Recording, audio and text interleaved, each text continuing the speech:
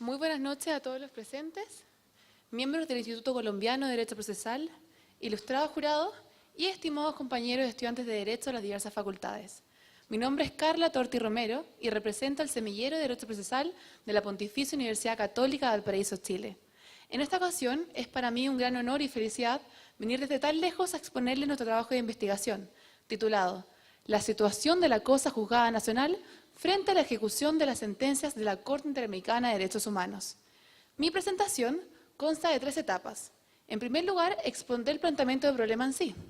En segundo lugar, realizaré un análisis jurisprudencial de 2 sentencias dictadas por la Corte Interamericana de Derechos Humanos en contra de los estados de Chile y Argentina, analizando particularmente la manera en que estos estados ejecutaron la sentencia de la Corte en coordinación con la cosa juzgada nacional. En tercer lugar, para terminar, realizaré una propuesta unificadora a nivel latinoamericano para la ejecución de las sentencias de la Corte, que logre armonizar tanto los derechos consagrados en la Convención como la cosa juzgada nacional. Para partir, les pido, por favor, que se imaginen la siguiente situación. Hoy, al salir de este Congreso, son tomados detenidos arbitrariamente, sometidos a tortura, incomunicados con sus familiares e imposibilitados de interponer un recurso para cuestionar esta detención. Es decir, sus derechos fundamentales están siendo violados. Imagínense que luego de años logran llevar su causa ante la Corte Interamericana de Derechos Humanos, la cual falla en favor a sus intereses, condenando al Estado por la violación de sus derechos fundamentales y obligándole a diversas reparaciones, entre ellas a dejar sin efecto el procedimiento de la sentencia definitiva que violó sus derechos fundamentales. Todos creeríamos que logramos nuestro objetivo. Sin embargo, cabe hacer ciertas preguntas. ¿Qué sucede con la sentencia definitiva interna y los efectos que produjo en el tiempo intermedio? ¿Cómo hacer para lograr materializar la sentencia de la Corte? Para responder la primera pregunta, necesariamente debemos recurrir a la institución de la cosa juzgada nacional, que como todos sabemos, es el efecto que produce la sentencia definitiva cuando no existen contra ellos medios de impugnación que permitan modificarlo. Sin embargo, en el derecho chileno, como en otros ordenamientos, existe una única y gran excepción, el recurso o acción de revisión, que es el único mecanismo capaz de modificar la firmeza y ejecutoriedad que posee una sentencia definitiva. Sin embargo, y aquí comienza el problema, en mi país, dentro de su regulación de las causales de procedencia, no existe la situación que acabo de describir. Es decir, la procedencia de este recurso en contra de una sentencia definitiva por vulnerar derechos fundamentales en su dictación y que haya sido declarado de tal modo por la Corte Interamericana de Derechos Humanos. Este conflicto genera una pugna entre 2 importantísimas instituciones. Por un lado, el efecto de cosa juzgada que posee la sentencia definitiva y por otro lado, la ejecución de la sentencia de la Corte, particularmente en la parte que impone la sanción de dejar sin efecto la sentencia definitiva. Esta pugna se visualiza claramente en la etapa de ejecución de la sentencia de la Corte por parte de jueces y procedimientos internos. Para ilustrar nuestra tesis, realizamos un análisis jurisprudencial de 2 casos. El primer caso es la causa Almonacid Arellano vs. Chile. En un contexto de anormalidad política e institucional en septiembre de 1973, Luis Almonacid Arellano fue asesinado brutalmente en la puerta de su casa en frente de toda su familia. La causa fue resuelta por la jurisdicción militar, la cual decidió aplicar el decreto de amnistía, sobreseyendo definitivamente a los responsables. Este caso llegó ante la Corte Interamericana de Derechos Humanos el año 2005, la cual dictó sentencia de fondo el año 2006. Condenando al Estado de Chile por la vulneración de los derechos fundamentales de Luis Almonacid Arellano, particularmente por la falta de persecución y sanción a los responsables y la falta de indemnización a los familiares de la víctima, y obligándole, entre otras cosas, a reabrir la causa dentro de la jurisdicción ordinaria.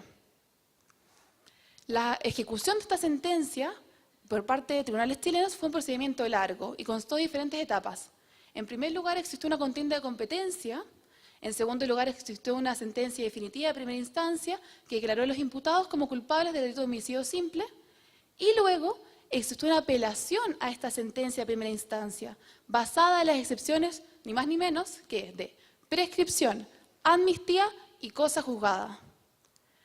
¿Les parece de alguna lógica que luego que la Corte Interamericana de Derechos Humanos haya resuelto el fondo del asunto, condenando al Estado de Chile por la violación de derechos fundamentales de la víctima, obligándolo a sancionar a los responsables y reparar a los familiares de la víctima, ¿existe espacio para la interposición de este tipo de excepciones? dilatando aún más la ejecución de la sentencia? Para nosotros no es lógico. Por suerte, para la Corte de Apelaciones que desechó las excepciones, tampoco. Sin embargo, ¿podemos confiar en que en cada caso concreto el juez encargado de la ejecución de la sentencia de la Corte actúe conforme a la Convención? Es decir, realice una especie de control de convencionalidad al ejecutar la sentencia de la Corte de acuerdo a lo que él estime está conforme a los derechos y finalidades de la Convención. Fallar estas excepciones dilató en 2 años más la ejecución completa de lo dictado por la Corte, dando un total de 7 años. El segundo caso que analizamos nos entrega una respuesta diametralmente opuesta a la anterior, y esta es la causa Kimmel versus Argentina, la cual para nosotros es un ejemplo del correcto tratamiento que debe realizar la jurisdicción interna para ejecutar las sentencias de la Corte. En este caso, la Corte Interamericana de Derechos Humanos condena al Estado argentino a diversas sanciones: indemnizar los daños materiales e inmateriales, modificar la legislación interna conforme a la Convención y dejar sin efecto la sentencia condenatoria del señor Kimmel y los efectos que de ella se deriven. Para ejecutar esta sentencia se consideró procedente para el caso particular el recurso de revisión, el cual logró desmantelar la barrera de la cosa juzgada en pos de la ejecución de la sentencia de la Corte. Con todo este análisis nos hemos dado cuenta que la Corte, cuando condena a un Estado, interpone diversas sanciones, las cuales en su gran mayoría no son autoejecutables y requiere de la ejecución de operadores internos. Sin embargo, como planteé, cuando no existe esta causal específica de procedencia del recurso de revisión, se genera una pugna entre dos importantes instituciones: la cosa juzgada nacional, que tiene la sentencia definitiva, y la ejecución de la sentencia de la Corte, la cual da un espacio para que el juez encargado de la ejecución de la sentencia realice una especie de control de convencionalidad, que en esta etapa no consideramos ni procedente ni deseable. Por tanto, creemos que ya es hora de acabar con el casuismo y ambigüedades que durante tantos años han caracterizado la ejecución de la sentencia de la Corte en nuestra región. Por tanto, por lo que este semillero propone, lo que a nuestro juicio sería la mejor solución: la implementación de un nuevo numeral de procedencia al recurso de revisión civil y penal, que reconozca la posibilidad de proceder en contra de sentencias definitivas que vulneraron derechos fundamentales en su dictación y que hayan sido declarados de tal modo por la Corte Interamericana de Derechos Humanos o un tribunal similar. Y así lograr avanzar hacia una eficaz protección de los derechos fundamentales en nuestra región, que se mantenga en coordinación con el derecho procesal interno. Es cierto que a lo largo del día hemos escuchado muchas críticas a lo que es el control de convencionalidad y su puesta en práctica en Latinoamérica, particularmente en Colombia.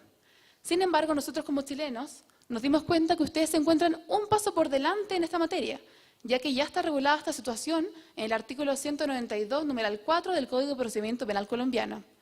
Es por eso que creemos que todos los países que no cuenten con esta causal de procedencia específica del recurso de revisión unan sus esfuerzos en pos de lograr una reforma legislativa interna inspirada en el gran derecho procesal colombiano y así avanzar en una protección eficaz a los derechos fundamentales en coordinación con la cosa juzgada nacional. Muchas gracias.